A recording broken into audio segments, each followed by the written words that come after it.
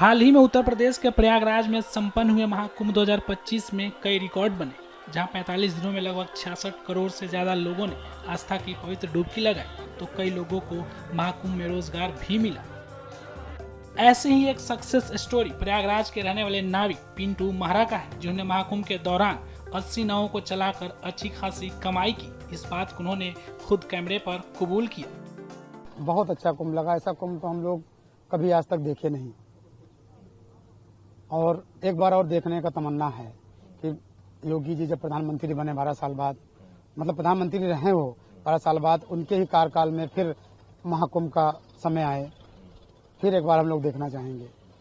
जी, इस कुंभ का आपके प्रति क्या योगदान रहा? क्या आपने इसमें अनुभव लिया? क्या पाया इस कुंभ से आपने? हमने बहुत कुछ पाया, पैसा भी पाया और आशीर्वाद भी लोगों का पाया, और हमको जो लगा भाई अच्छा काम भी करना, लोगों को नहलाना, कम पैसों में नहलाना, फ्री में नहलाना, गरीबों को नहलाना, अमीरों को नहलाना, विकलांग लोग को नहलाना, ये एक अच्छा कार्य होता है जो हमने किया। पैसा भी कमाया हमने, हमारे पूरे खानदान में सभी लोगों ने पैसा कमाया, हमारे पूरे जितने भी निषाद समाज है सब ने पैसा कमाया।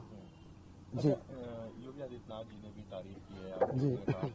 जिस तरह से विपक्ष इल्जाम लगा रहा था कि नाविकों को नहीं मिल रहा कुछ, तो योगी आदित्यनाथ जी ने कहा कि नाविकों ने भरपूर कमाया। जी, भरपूर कमाया, जी भरपूर कमाया। विपक्ष तो कुछ भी कह सकती है, उसके लिए तो हम नहीं बोलेंगे। देखिए, हम तो राजनीति वाले हैं नहीं, छोटे से नाविक हैं, तो हम भाई नहीं बोल सकते हैं किसी के लिए। अच्छा बोल सकते हैं, बुरा नहीं बोल सकते हैं। जी, अच्छा, जीवन का दौर कैसा रहा? इस मुकाम तक आप पहुंचे हैं आज आप? जीवन का दौर बहुत अच्छा नहीं रहा भी अच्छा। खाने पीने का था, पिताजी थे तो अच्छा था, पिताजी एक्सपायर हो गए, उसके बाद चलता रहा, और इसको बनाने के लिए बड़ा मेहनत करना पड़ा। 6 महीने से बनवाना था, 6 महीने लगा है। उसके बाद उधार लेना, यहाँ तक कि सोना गिरवी रखना घर का, बहुत लोगों से उधार लिया, सबको दिया। जी, जिससे नहीं मांगना था उससे मांगा, क्योंकि उस समय पैसा नहीं था, पैसा नहीं मिला।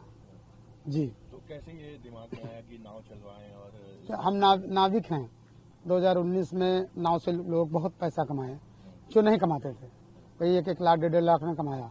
तो वो अर्धकुंभ था ना, 19 में अर्धकुंभ था। योगी जी ने इतना, उस बार जब योगी जी के रहते, मोदी जी के रहते, इतना पब्लिक आई 24 करोड़, जो कि बहुत बड़ी बात है। 13 में महाकुंभ में 12 करोड़ आए थे, 13 में बताइए, महाकुंभ में 12 करोड़, तो 19 में 24 करोड़। इसी को हम लोग देखते हुए हमको जो समझ में आ रहा था कि यही आ रहा था कि कम से कम 70 करोड़ आदमी आएंगे। यही मुझे लगता था, मैं कहता भी घर में कहता था कि 70 करोड़ लोग लगभग आएंगे, इससे कम नहीं आएंगे। और 76 करोड़ 70 करोड़ में बहुत फर्क नहीं है। जी, तो कैसे घर वालों ने साथ दिया इतनी नाव बनवा? क्योंकि पैसा भी बहुत। घर वालों ने साथ दिया, लेकिन घर वालों ने कहा कि बेटा, माताजी ने, भाई ने, घर में कि ये घाटा हो जाएगा तो कैसे करोगे? तुमको घाटा हो जाएगा, देखेंगे, घाटा हो जाएगा, जो पैसा कमाए रहेंगे तो देंगे और नाव बेच देंगे, करेंगे कुछ ना कुछ तो करेंगे ही। लेकिन ऐसा हुआ नहीं, और मौनी अमावस्या के बाद ऐसा दौर आया कि आप सोचिए कि लक्ष्मी माता कृपा वर्षा प्रयागराज में, धन वर्षा हुआ, ये सच है, और सिर्फ योगी जी, मोदी जी का ही देन है।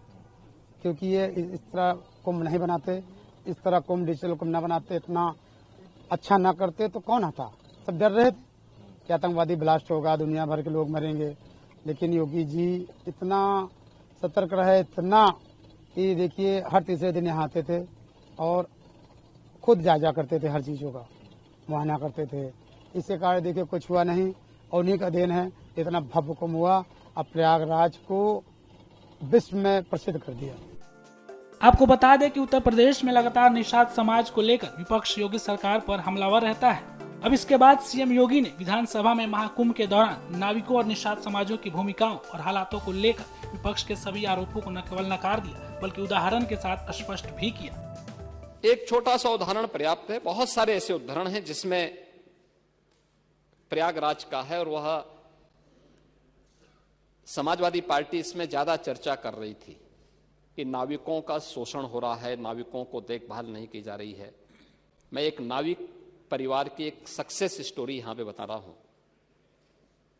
ये नाविक परिवार जिनके पास 130 नौकाएं थी, 45 दिनों की अवधि में इन लोगों ने शुद्ध बचत की है 30 करोड़ रुपए की। यानी एक नाव ने 45 दिनों में 23 लाख रुपए की बचत की है, कमाई की है।